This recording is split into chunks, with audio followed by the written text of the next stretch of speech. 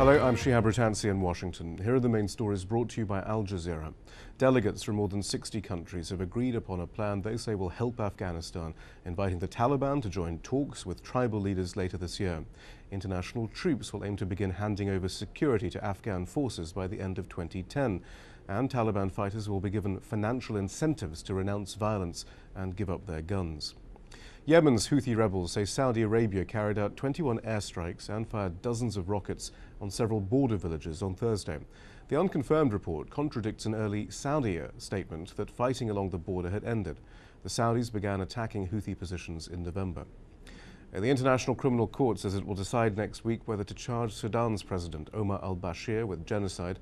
Bashir is already facing 7 counts of war crimes and crimes against humanity in connection with the violence in Darfur. The ICC had ruled there were insufficient grounds to add a genocide charge, but the court's prosecutor appealed the ruling. Chad has told the UN to remove its peacekeepers from the country. The African nation is also asking for a clear timetable for all UN personnel to leave. The international mission runs out in March, and some officials say there is no scope to extend it.